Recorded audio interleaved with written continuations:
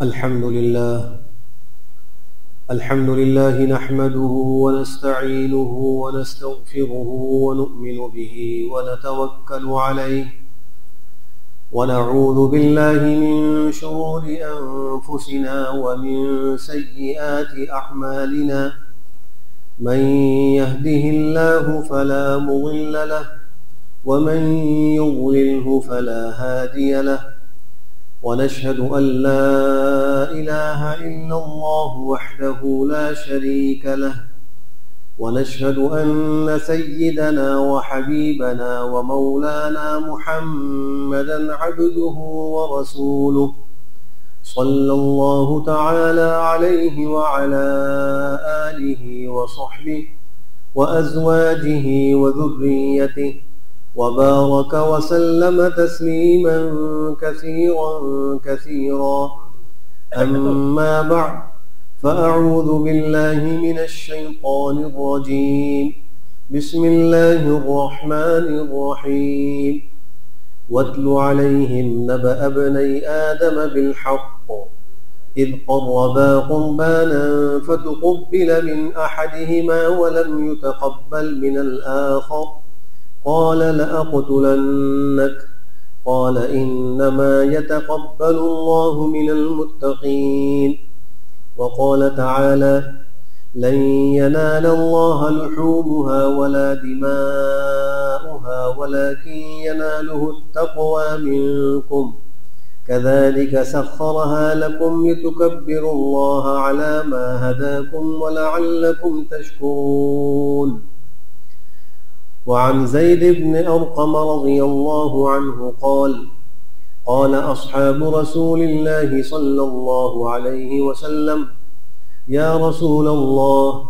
ما هذه الأضاحي قال سنة أبيكم إبراهيم عليه الصلاة والسلام قالوا فما لنا فيها قال بكل شعرة حسنة قالوا فالصوف يا رسول الله قال بكل شعرة من الصوف حسنة صدق الله مولانا العظيم وصدق رسوله النبي الكريم ونحن على ذلك من الشاهدين والشاكرين والحمد لله رب العالمين.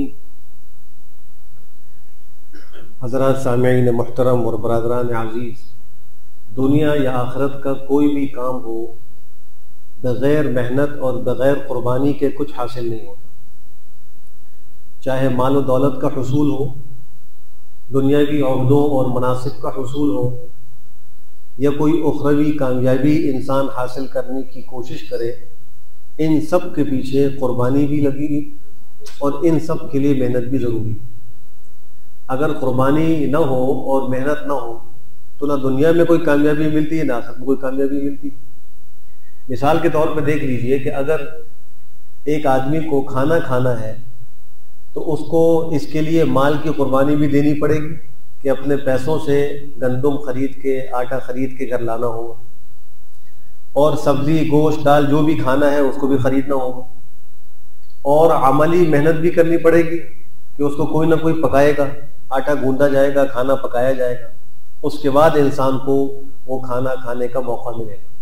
بالکل اسی طرح دینی اور اخروی کامیابی کے لیے بھی انسان کو مال، جان اور عمل کی قربانی دینی ہوتی ہے اور محنت کرنی پڑتی ہے. اور یہ قربانی کا سلسلہ بہت قدیم سلسلہ ہے. اس کی تاریخ اتنی قدیم ہے جتنی حضرت سید البشر آدم علیہ السلام اور ان کی نسل جس کا آغاز ہوا اس کی قربانی اور اس کی تاریخ جتنی قدیم ہے. حضرت آدم علیہ السلام کو جب اللہ نے پیدا کر کے زمین پر اتارا تو نسل انسانی کی ترویج اور اس کی اشاعت اور اس کے بڑھانے کی صورت یہ تھی کہ حضرت حوا علیہ السلام کے ہاں ایک وقت میں دو بچے پیدا ہوتے تھے، ایک لڑکا اور ایک لڑکی. اور پھر دوسری بار میں بھی 2 بچے پیدا ہوتے، ایک لڑکا اور ایک لڑکی. اور ان کی شریعت میں اس کی اجازت تھی کہ پہلی بار کا لڑکا اور دوسری بار کی لڑکی، اور پہلی بار کی لڑکی اور دوسری بار کا لڑکا، ان کے آپس میں نکاح جائز تھا۔ اس وقت نفس انسانی کے اندر اضافے کی ضرورت تھی، تو اس شریعت میں اس کو جائز قرار دیا گیا۔ ہماری شریعت کے اندر تو یہ سارے ایک ماں باپ کی اولاد کہلاتے ہیں، اور ان کے آپس میں محرمیت کا تعلق ہوتا ہے، وہ ایک دوسرے کے محرم ہوتے ہیں، ان کا نکاح جائز ہے۔ لیکن اس شریعت میں ضرورت کی وجہ سے ایک بار کا لڑکا اور دوسری بار کی لڑکی کو غیر محرم قرار دیا گیا تھا، اور ان کا آپس میں نکاح ہوتا تھا۔ حضرت آدم کے دو بیٹے پیدا ہو گئے، ایک حابیل اور ایک قابیل۔ ایک لڑکی پیدا ہوئی حابیل کے ساتھ، ایک لڑکی پیدا ہوئی قابیل کے ساتھ۔ قابیل کے ساتھ جو پیدا ہوئی وہ بہت خوبصورت تھی، حسین و جمیل تھی، اور جو حابیل کے ساتھ پیدا ہوئی وہ اتنی خوبصورت نہیں تھی۔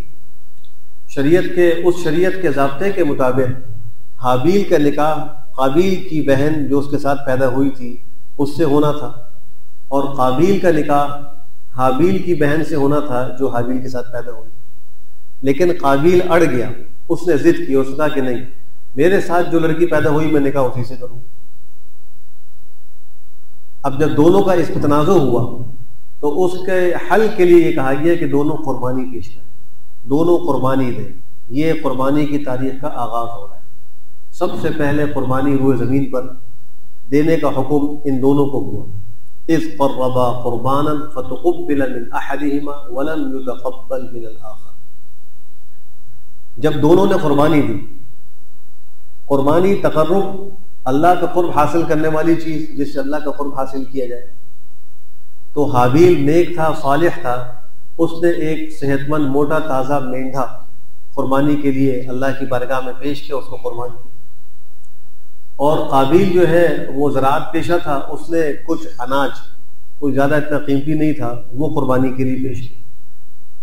اور اس زمانے میں قربانی کی قبولیت کی علامت یہ ہوتی تھی کہ اس کو کسی اونچی جگہ پر یا پہاڑ پر رکھ دیا جاتا تھا، اور آسمانی آگ آ کر اس کو کھا لیا کرتی تھی، تو یہ علامت اس بات کی ہوتی کہ قربانی قبول ہوگی۔ اور اگر آسمانی آگ اس کو چھوڑ دے، نہ کھائے، تو یہ علامت اس بات کی تھی کہ قربانی قبول نہیں ہوئی۔ ہماری شریعت کے اندر قربانی کرنے کے بعد اس کو کھانے کی اجازت دی گئی۔ اللہ نے فرمایا کہ تم قربانی بھی کرو اور اس کا گوشت بھی تم کھاؤ، جبکہ اس شریعت کے اندر قربانی خود کھانے کی اجازت نہیں تھی، اور اس کے بعد بھی کئی شرائع کا اندر سلسلہ یہی رہا کہ قربانی خود کھانے کی اجازت نہیں تھی، بلکہ اس کو آسمانی آگ آ کر کھاتی تھی۔ چنانچہ دونوں نے اپنی اپنی قربانی پیش کی۔ آسمانی آگ نے آ کر حابیل کے مینڈھے کو کھا لیا، اور قابیل کے جو اناج اور غلے کے دانے تھے ان کو چھوڑ دی۔ اب معلوم یہ ہوا کہ حابیل کی قربانی قبول ہو گئی، اور اصول کے مطابق اب اس کی شادی اس لڑکی سے ہوگی جو قابیل کے ساتھ پیدا ہوئی، جس سے نکاح کرنے کا دعویٰ قابیل کر رہا۔ جب یہ منظر قابیل نے دیکھا تو اس نے فوراً کہا لأقتلنک، میں تمہیں ضرور بے ضرور قتل کر ڈالوں۔ غصے میں آ گیا، اور جب اس کو اپنا مفاد ڈوبتا ہوا محسوس ہوا تو اس نے کہا میں تمہیں ختم کر دوں گا۔ تو جواب میں حابیل نے بڑی حکمت کا جواب دیا۔ یہ نہیں کہا تم کیوں قتل کرو گے، بلکہ کہا انما یتقبل اللہ من المتقین، بے شک متقین کی طرف سے اللہ قبول کرتے ہیں۔ یعنی اس کو یہ سبق سکھایا کہ تم اس پر توجہ کرو کہ تمہاری قربانی قبول کیوں نہیں ہوئی۔ اس کی وجہ یہی ہے کہ تم نے تقوی کا دامن چھوڑ دیا، تم متقین میں سے نہیں تھے۔ اگر تم اللہ کا خوف دل میں رکھتے اور اللہ کے خوف کو سامنے رکھ کر معاملات کو انجام دیتے تو تمہاری قربانی بھی قبول ہو جائے۔ آج بھی جو لوگ قربانی دے رہے ہیں ان کو چاہیے کہ وہ اس پر ضرور غور کیا کریں کہ انما یتقبل اللہ من المتقین۔ مفسرین نے لکھا ہے کہ ایک بہت بڑے بزرگ اور اللہ والے کا انتقال ہو رہا ہے۔ انتقال کے وقت وہ بہت رو رہے تھے، تو ان کے جو احباب تھے انہوں نے کہا کہ آپ نے زندگی بھر نیکیاں کی، دین کا کام کیا، بڑی عبادات کی، آپ کیوں موت سے گھبرا رہے ہیں، آپ کیوں رو رہے ہیں؟ تو انہوں نے فرمایا کہ میں موت کے خوف سے نہیں رو رہا، میں اس وجہ سے رو رہا ہوں کہ اللہ فرماتے ہیں انما یتقبل اللہ من المتقین۔ مجھے معلوم نہیں کہ میں اللہ کی نگاہ میں متقین میں سے ہوں یا نہیں۔ اگر ہوں تو اللہ قبول کرے گا، ورنہ تو ساری میری محنت یہ مردود ہو جائے گی۔ تو اصل توجہ اس طرف ہونی چاہیے ہر نمازی کو، ہر عبادت گزار کو، ہر قربانی دینے والے کو، کہ میں متقین میں شامل ہو جاؤں، میرے اندر اللہ کا ڈر و خوف پیدا ہو جائے، تقوی و طہارت مجھے حاصل ہو جائے، تاکہ اللہ بھی میری عبادات کو قبول کرے۔ بہرحال اس نے اپنے اس عزم کو عملی جامہ پہنایا، اور حضرت آدم علیہ السلام جب ہند سے سفر کر کے حج کے لیے مکہ مکرمہ تشریف لے گئے تو پیچھے اس نے اپنے بھائی کو قتل کیا۔ بھائی کو جو قتل کیا تو یہ روئے زمین کا پہلا قتل تھا، اس سے پہلے کبھی زمین پر انسان کا قتل نہیں ہوا تھا، اور کسی کی موت بھی واقع نہیں ہوئی تھی۔ یہی وجہ ہے کہ دفن کرنے کی نوبت ہی نہیں آئی تھی، اور قابیل کو یہ پتہ نہیں تھا کہ اب میں اس لاش کا کیا کروں، میں نے بھائی کو مار تو دیا لیکن اس کی لاش کو کہاں چھپاؤں، اس کے ساتھ کیا معاملہ کروں، یہ وہ نہیں جانتا تھا۔ اب تک چونکہ اس معاشرے میں اور اس زمانے میں کسی انسان کی موت واقع ہی نہیں ہوئی، نہ طبعی موت نہ کوئی قتل ہوا تھا۔ جہاں قابیل نے یہ کہا کہ لَأَقْتُلَنَّكَ، وہاں حابیل نے نصیحت کرنے کے بعد کہا لَإِن بَسَطتَ إِلَيَّ يَدَكَ لِتَقْتُلَنِي مَا أَنَا بِبَاسِطٍ يَدِيَ إِلَيْكَ لِأَقْتُلَكَ إِنِّي أَخَافُ اللَّهَ رَبَّ الْعَالَمِينَ۔ اگر تم مجھے مارنے کے لیے اپنا ہاتھ بڑھاؤ گے تو میں اپنا ہاتھ تمہیں قتل کرنے کے لیے نہیں بڑھاؤں، میں جواب میں تم کو قتل نہیں کروں گا، میں کوئی مزاحمت نہیں کروں گا، مجھے اللہ رب العالمین کا ڈر ہے، میں اس سے ڈرتا ہوں۔ حدیث شریف میں آتا ہے کہ آپ نے ایک موقع پہ فرمایا تھا کہ فتنوں کے زمانے میں تم آدم کے 2 بیٹوں میں جو سب سے بہتر بیٹا تھا اس طرح ہو جانا۔ حضرت آدم کے 2 بیٹوں میں بہتر بیٹا اور اچھا بیٹا وہ حابیل تھا، جس نے قتل ہونا تو گوارا کیا لیکن فتنہ گوارا نہیں کیا۔ تو آپ نے فرمایا کہ جب فتنوں کا زمانہ ہو اور فتنے بہت زیادہ پھیل جائے تو اس موقع پر تم گوشہ نشین ہو جانا اور تم اللہ کی طرف لو لگا لینا، اللہ کی طرف رجوع ہو جانا۔ اگر کوئی فتنے میں مبتلا شخص تمہیں مارنے کے لیے آئے تو اپنے آپ کو قتل کے لیے پیش کر دینا، لیکن مزاحمت نہ کرنا، تم آدم کے 2 بیٹوں میں سے بہترین بیٹے کی طرف بن جانا۔ تو اشارہ اسی طرف تھا، جیسے حابیل نے کہا کہ لَإِن بَسَطتَ إِلَيَّ يَدَكَ لِتَقْتُلَنِي مَا أَنَا بِبَاسِطٍ يَدِيَ إِلَيْكَ لِأَقْتُلَكَ إِنِّي أَخَافُ اللَّهَ رَبَّ الْعَالَمِينَ۔ بہرحال اس نے قتل کر دیا۔ اب اس کے بعد لکھا ہے علماء نے کہ 1 سال تک حابیل کی لاش کو اپنے کندھے پر لے کر پھرتا رہا، اور اس کو سمجھ نہیں آئی تھی کہ میں کیا کروں۔ اللہ سبحانہ وتعالیٰ نے اس کے اس مسئلے کو حل کرنے کے لیے، اس پریشانی کو حل کرنے کے لیے ایک کوے کو بھیجا۔ فبعث اللہ غرابا يبحث في الارض ليريه كيف يواري سوءة اخيه قال يا ويلتى اعجزت ان اكون مثل هذا الغراب فاواري سوءة اخي فاصبح من النادمين۔ ایک کوے کو بھیجا، 2 کوے تھے، لڑائی ہوئی، ایک کوے نے دوسرے کو مار دیا، اب ایک کوے کی لاش پڑی ہے اور ایک کوہ بیٹھا ہوا ہے۔ تو اس نے اپنی چونچ اور اپنے پنجوں سے زمین کو کھودا، زمین کو کھودنے کے بعد گڑھا بنایا اور اس مردہ کوے کو اس پہ دفن کر کے اس کے اوپر مٹی ڈالی۔ جب یہ منظر قابیل نے دیکھا تو اس سے کہا کہ ہائے افسوس، میں تو اس کوے سے بھی گیا گزرا نکلا، یہ کوہ بھی مجھ سے بہتر تھا، اس کو لاش دفن کرنے کا اور ٹھکانے لگانے کا طریقہ آتا ہے اور مجھے نہیں آتا۔ اور پھر اللہ فرما رہے کہ فاصبح من النادمین، اس کو بڑی شرمندگی اور ندامت ہوئی۔ علماء نے لکھا ہے کہ اس کو قتل پر شرمندگی نہیں ہوئی، اگر اس کو اپنے بھائی کے قتل پر شرمندگی ہوتی تو یہ تو توبہ ہے۔ حدیث شریف کی روح سے انما الندم التوبہ، انما التوبۃ الندم، کہ توبہ وہ تو اصل شرمندہ اور پشیمان ہونا ہے۔ جب کسی شخص کو، کسی آدمی کو اپنی غلطی پر شرمندگی ہو جائے، دل سے ہو جائے، آئندہ نہ کرنے کا وہ عزم کر لے، گزشتہ پر وہ شرمندہ ہو، تو اسی کو تو توبہ کہتے ہیں۔ تو اس کو توبہ کی توفیق نہیں ہوئی تھی، اس کو شرمندگی اس بات پر نہیں ہوئی تھی کہ میں نے اپنے بھائی حابیل کو مار ڈالا، بلکہ اس کو شرمندگی اس پر تھی کہ مجھے دفن کا طریقہ نہیں آتا، میں 1 سال تک اس کی لاش کو اپنے کندھے پر لیے پھرتا رہا، اس پر وہ شرمندہ ہو رہا تھا کہ مجھے معلوم ہوتا تو میں پہلے ہی دفن کر دیتا۔ حضرت آدم علیہ السلام کو وحی کے ذریعے خبر ہو گئی تھی کہ آپ کے ایک بیٹے نے دوسرے بیٹے کو قتل کر ڈالا۔ واپس آ رہے تھے، انہوں نے زمین کی ہر چیز کو متغیر دیکھا۔ جب روح زمین پر کوئی ناحق قتل ہوتا ہے تو اس کا اثر روح زمین پر آتا ہے۔ لیکن دلوں کی سختی کی وجہ سے، عقلوں کے مست ہونے کی وجہ سے ہمیں اس کا احساس نہیں ہوتا۔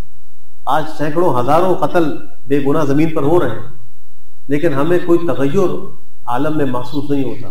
وہ روئے زمین کا پہلا قتل تھا، اس ایک قتل سے حضرت آدم نے، چونکہ وہ تو اللہ کے برگزیدہ پیغمبر تھے، عقل سلیم رکھتے تھے، قلب سلیم تھا، تغیر محسوس کر لیا کہ یہ تو سارا ماحول ہی تبدیل ہو گیا ہے، پہلے کچھ تھا ابھی کچھ اور ہو گیا۔ وہاں پہنچے اور پہنچ کر اپنے بیٹے سے کہا تم نے حابیل کو قتل کیا؟ قابیل نے انکار کر دیا کہ میں نے تو نہیں کیا۔ اس زمانے میں علماء نے لکھا ہے، تاریخی روایات میں ہے کہ جب وہ حابیل قتل ہوا تو اس کے خون کو زمین نے جذب کر لیا، خون زمین کے اوپر نہیں تھا۔ جب قابیل نے حابیل کے قتل کا انکار کیا تو حضرت آدم علیہ السلام نے جب گواہی مانگی تو اس گواہی کے لیے زمین نے اس خون کو ظاہر کیا، دوبارہ ظاہر کیا،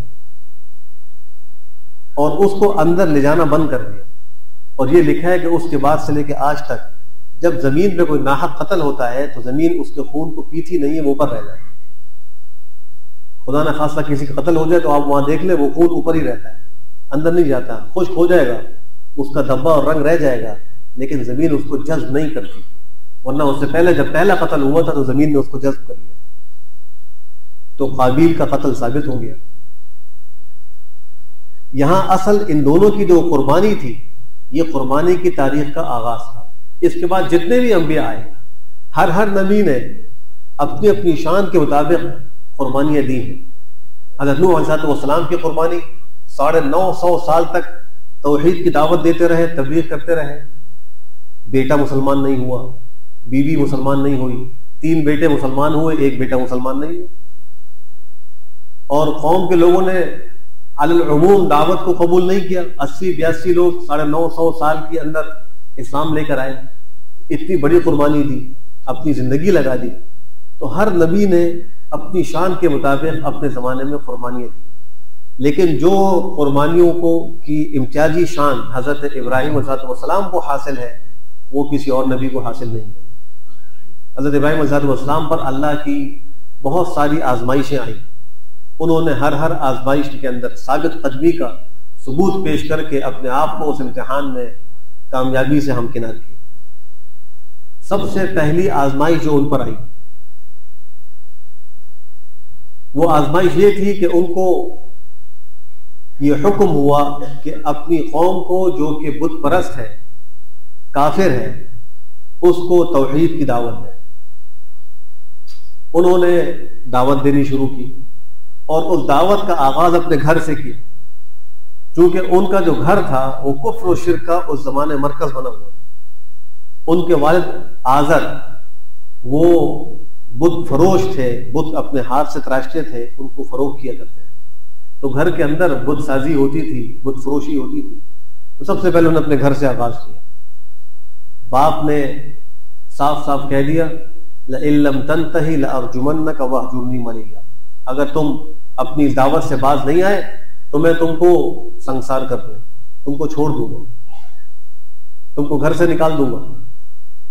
انہوں نے اپنے ابا جان کو نصیحتیں کی، جب نہیں مانے تو اپنی قوم کے متوجہ ہو، قوم کو دعوت دی، تو قوم نے بھی ان کی دعوت کو قبول نہیں کیا، مناظرے تک کیے، یہاں تک کہ ان کے زمانے میں جو ایک بادشاہ تھا نمرود، اس تک کی دعوت پہنچی۔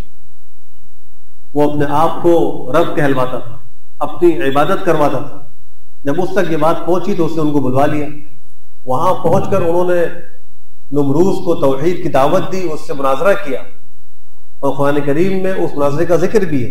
سورہ بقرہ میں اللہ فرماتے ہیں الم تر الی الذی حاج ابراہیم فی ربہ ان آتاہ اللہ الملک اذ قال ابراہیم ربی الذی یحیی ویمیت قال انا احیی وامیت قال ابراہیم فإن اللہ یأتی بالشمس من المشرق فأت بها من المغرب فبہت الذی کفر واللہ لا یہدی القوم الظالمین۔ اس آیت میں اسی مناظرے کا ذکر ہے جو حضرت ابراہیم علیہ السلام اور نمروز کے درمیان میں۔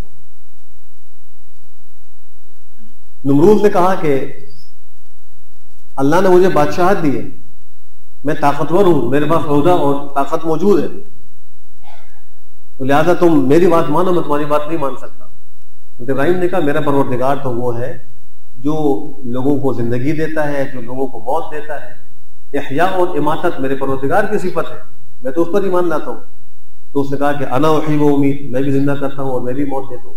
قید خانے سے 2 آدمیوں کو نکلوا کے بلوایا، ایک کو قتل کر دیا، ایک کو چھوڑ دیا۔ کہا دیکھو جس کو میں نے قتل کیا اس کو میں نے موت دے دی، جس کو میں نے چھوڑ دیا اس کو میں نے زندہ کر دی۔ تو وہ سمجھ گئے کہ یہ یا تو کوڑ مغز ہے اور یا پھر لوگوں کو دھوکہ دینا چاہتا ہے۔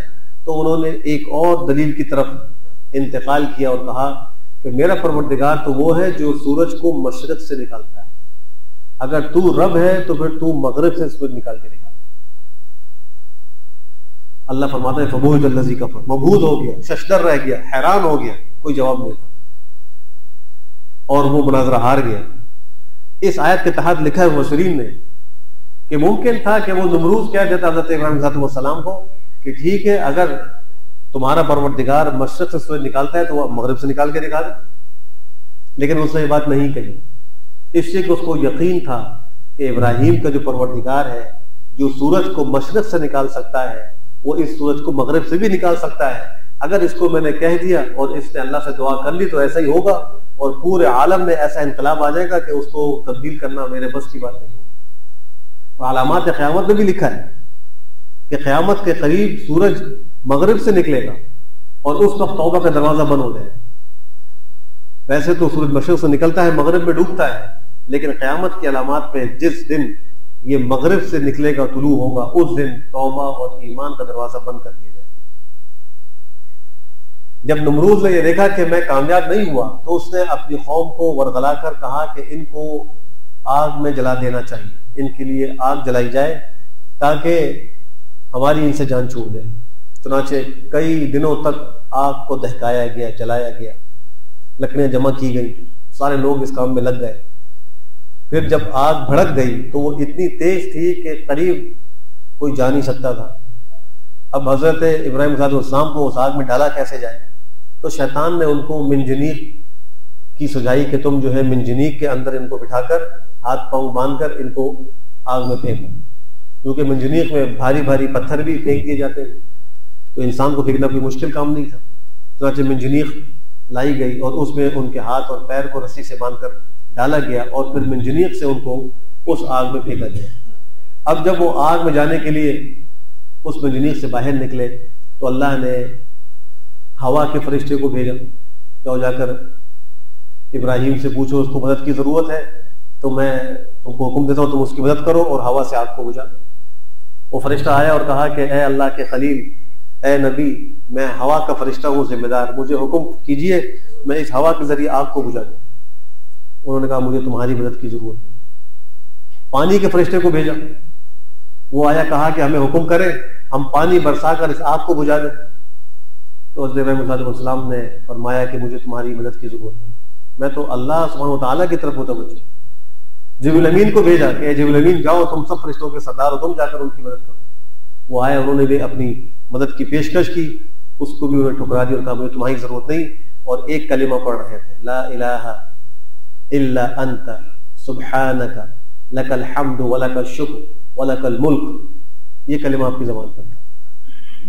جب یہ کلمہ ان کی زبان سے نکلا تو اللہ نے فرشتوں کے واسطوں کو ہٹا دیا، دنیا کے جتنے وسائل ذرائع تھے ان کو ہٹا دیا، براہ راست آگ کو خطاب فرمایا، یا نار کونی بردا وسلاما علی ابراہیم، اے آگ تو ٹھنڈی ہو جا اور سلامتی والی بن جا میرے ابراہیم کے لیے۔ اگر آگ کو اللہ سلامہ کا لفظ ذکر نہ کرتے تو وہ ایسی ٹھنڈی ہوتی کہ اس کی ٹھنڈک برداشت نہ ہوتی۔ جہنم میں ایک طبقہ ہے زمہریر اس کا نام ہے، جہنمیوں کو اس طبقے میں عذاب ہوگا اور اس میں انتہائی سخت ٹھنڈ ہے، ایسی ٹھنڈ ہے کہ ان کے اعضاء کٹ کٹ کر گریں گے اس ٹھنڈ کی وجہ سے۔ تو یہ سردی اگر وہ بھی اعتدال سے آگے نکلے عذاب کی صورت اختیار کر جاتی ہے، گرمی اگر حدود سے باہر نکلے تو وہ بھی عذاب الہی کی صورت بنتی ہے۔ لیکن اللہ نے وہاں برد کے ساتھ سلامہ فرمایا تو اس کا اثر یہ ہوا کہ جب وہ اس آگ کے اندر گرے تو اس آگ نے صرف ان کے ہاتھوں کی بندھی ہوئی رسیوں کو جلایا، جسم کے ایک بال کو بھی نہیں جلایا۔ وہ رسیاں جل گئیں، ہاتھ اور پیر کھل گئے، اور خود روایات میں آتا ہے کہ حضرت ابراہیم علیہ السلام نے فرمایا 7 دن وہ اس آگ میں رہے، کہ زندگی میں جتنے سکون اور عافیت اور راحت سے وہ 7 دن میرے گزرے، ایسے دن دوبارہ زندگی میں نہیں گزرے۔ اتنی بڑی آزمائش، اتنی بڑی قربانی وہ دی، لیکن جب صبر و استقامت کا وہ استقلال بنے، اللہ نے اس آزمائش و قربانی میں ان کو کیسی کامیابی نصیب فرمائی۔ جب انسان قربانی کے وقت، آزمائش کے وقت ثبات قدمی کا مظاہرہ کرتا ہے تو اللہ نظام تبدیل کر دیتا ہے۔ اب نظام دیکھیں تبدیل کیسا ہو رہا ہے کہ وہ آگ جو جلانے کے لیے پیدا کی گئی، وہ آگ جو کسی چیز کو جلا کے ختم کرنے کے لیے پیدا کی گئی، اللہ اسی آگ کو ٹھنڈا کر کے سلامتی والا بنا رہا ہے۔ اس آگ کو بجھا نہیں رہے، آگ بجھ نہیں رہی، آگ ویسے ہی جل رہی ہے، لیکن اس کے اندر جو جلانے اور تحریق کی صفت تھی وہ اللہ نے ختم کر دی۔ قادر مطلق ہے۔ انسان کہتا ہے کہ مجھ پہ قربانی کا وقت آیا ہے، آزمائش آئی ہے، تو اگر میں ثبات قدمی دکھاؤں گا تو فائدہ کیا حاصل ہوگا؟ اللہ دنیا کا نظام تبدیل کریں گے اس کے لیے، لیکن شرط یہ ہے کہ ہم صحیح قربانی میں ثبات قدمی کا مظاہرہ کریں، ہم خوش دلی سے اس قربانی کو قبول کریں، ورنہ دنیا اور آخرت دونوں کی پریشانی۔ یہ ان کی پہلی آزمائش تھی۔ دوسری آزمائش ان پر یہ آئی کہ وہ سفر کر رہے تھے اپنی اہلیہ محترمہ حضرت سارہ کے ساتھ، ایک کافر اور ظالم بادشاہ کے پاس سے ان کا گزر ہوا، جس کا کام یہ تھا کہ وہ اگر کوئی خاتون کسی مرد کے ساتھ جا رہی ہوتی، اگر وہ بہن بھائی نہ ہوتے، میاں بیوی ہوتے، تو وہ خاتون کو بلا کر ان کے ساتھ غلط کام کا وہ ارادہ کرتا اور اپنی حوث کو بجھاتا۔ جب اس کو معلوم ہوا کہ یہ میاں بیوی جا رہے ہیں تو حضرت سارہ کو بلوا لیا۔ حضرت ابراہیم نے فرمایا اپنی اہلیہ سے جب تم کو بلا کر پوچھے تم کہہ دینا کہ یہ میرے بھائی ہیں، میں ان کی بہن ہوں، اور دینی اعتبار سے وہ بہن بھائی ہی تھے، اس میں کوئی جھوٹ نہیں تھا، سری یہ ایک توریہ کی صورت تھی۔ چنانچہ انہوں نے جا کر یہی کہا، لیکن چونکہ وہ انتہائی خوبصورت تھی تو بادشاہ کی نیت خراب ہوئی، اس نے ان کے ساتھ جب غلطی کا ارادہ کیا، اللہ نے اس کے ہاتھ کو شل کر دیا، ہاتھ بڑھایا وہ ہاتھ مفلوج ہو گیا۔ اس نے کہا کہ اے سارہ اپنے رب سے دعا کرو، آئندہ میں تمہیں تکلیف نہیں پہنچاؤں گا، اللہ مجھے صحیح کر دے۔ تو دعا کی، وہ ٹھیک ہو گیا، پھر ارادہ کیا، دوبارہ ہاتھ شل ہو گیا۔ بالآخر اس نے اپنے لشکریوں کو بلا کر کہا تم یہ میرے پاس کیا چیز لے کر آ گئے، جاؤ واپس کرو، لے جاؤ، اور ایک باندی بھی تحفے کے طور پر تھی جن کا نام حاجر ہے، چنانچہ وہ واپس آ گئی۔ یہ بھی ایک بڑی آزمائش حضرت ابراہیم علیہ السلام کے اوپر۔ جب وہ لے کر گئے تو حضرت ابراہیم علیہ السلام نے نماز کی نیت باندھی، روزہ اللہ شروع کر دی۔ قربانیوں کے وقت میں، آزمائشوں کے وقت میں ہمیں شریعت یہ سبق دیتی ہے کہ ہمیں رجوع الی اللہ کرنا چاہیے۔ ہمارا حال یہ ہوتا ہے کہ ہم اس قربانی کے وقت اور آزمائش کے وقت واویلا مچاتے ہیں، ناشکری کرتے ہیں، بے صبری کا مظاہرہ کرتے ہیں، جس سے وہ آزمائش اور طویل ہو جاتی ہے اور اللہ کی مدد بھی نہیں آتی۔ لیکن جب آزمائش میں انسان رجوع الی اللہ کرے تو ایسی صورت میں اللہ کی مدد متوجہ ہو جاتی ہے۔ تیسری آزمائش، جب بڑی منتوں کے بعد اور بڑی مرادوں کے بعد بڑھاپے میں اللہ نے ان کو اولاد سے نوازا تو حکم یہ ہوا کہ تم ان کو وادی غیر ذی زرع، خانہ کعبہ کے پاس ماں اور بیٹے کو چھوڑ کر آؤ، ماں ان کو چھوڑ دو۔ چنانچہ انہوں نے اس آزمائش و قربانی کے وقت میں بھی یہ کیا کہ بیوی بچوں کو لیا اور سفر شروع کر دیا۔ عراق سے پہلے شام آئے تھے، شام سے اب وہ وادی غیر ذی زرع، جہاں آج مکہ مکرمہ اور خانہ کعبہ موجود ہے، اس کو یہ کہا جاتا ہے۔ قرآن کریم نے اس کا ذکر کیا، بواد غیر ذی زرع عند بیتک المحرم، اے اللہ آپ کے حرمت والے گھر کے پاس میں نے اپنے بیوی بچوں کو چھوڑ دیا ہے، ایک ایسی وادی میں جہاں کوئی کھیتی نہیں، کوئی سبزہ نہیں، زندگی گزارنے کے اسباب وہاں موجود نہیں ہے، میں نے وہاں آپ کے بھروسے و توکل پر ان کو چھوڑ دیا۔ اب جب وہاں ان کو چھوڑا، شیر خوار بچہ ہے، ماں کی گود میں ہے، اور ان کو چھوڑ کر بغیر کچھ بتائے واپس جا رہے ہیں۔ حضرت بی بی ہاجر آواز دے کر پوچھتی ہیں کہ اے ابراہیم، ہمیں اس بے آب و گیا وادی میں چھوڑ کر تنہا کہاں جا رہا ہے؟ کوئی جواب نہیں، بار بار پوچھا، کوئی جواب نہیں۔ تو انہوں نے پھر کہا، چونکہ وہ پیغمبر کی زوجہ تھی اور سمجھدار تھی، اللہ امرک بہذا، اللہ نے آپ کو اس کا حکم دیا ہے؟ انہوں نے کہا کہ نہ، جی مجھے اللہ نے حکم دیا۔ فوراً کہا اذن لا یضیعنا، پھر اللہ ہمیں ضائع نہیں کرے گا، اگر اللہ نے حکم دیا تو اللہ ہمیں ضائع نہیں کرے گا۔ ان کو وہاں شیر خوار بچے کو پہنچا کے اب واپس تشریف لے جا رہا ہے۔ یہ ایک بہت بڑی آزمائش تھی، اس کا اندازہ وہی شخص کر سکتا ہے جس کو بڑی مرادوں کے بعد بڑھاپے میں اولاد ملے اور پھر اس کو اس اولاد کی جدائی برداشت کرنا پڑے، اس کو اس کا اندازہ ہوگا کہ کتنی بڑی آزمائش ہے۔ لیکن اس موقع پر بھی انہوں نے ثبات قدمی کا مظاہرہ کیا۔ نتیجے میں کیا ہوا کہ اللہ نے اس وادی کو ایسا آباد کیا، ایسا مقام اس کو شرف بخشا کہ آج روئے زمین پر اس کے مقابلے کی کوئی جگہ نہیں۔ دنیا کا سب سے اعلیٰ ترین، اشرف ترین، افضل ترین مقام اللہ نے اس کو بنا دیا اور اس کو حرم محترم بنا دی۔ اور وہاں جو کچھ اس قربانی کے حالات میں اور ایام میں ان سے افعال سرزد ہوئے، اللہ نے ان کو رہتی دنیا تک یادگار بنایا۔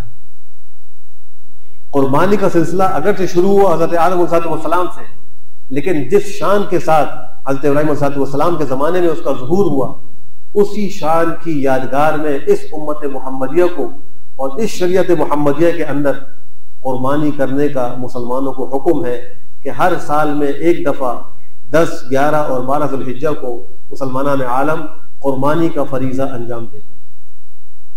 بقیہ تفصیل انشاءاللہ اس کی دوسرے موقع پر عرض کروں گا۔ اللہ سبحانہ و تعالی ہم سب کو آزمائشوں کے اندر ثبات قدمی نصیب فرمائے اور قرآن و سنت کے مطابق زندگی گزارنے کی توفیق نصیب فرمائے۔ وآخر دعوانا الحمد للہ رب العالمین۔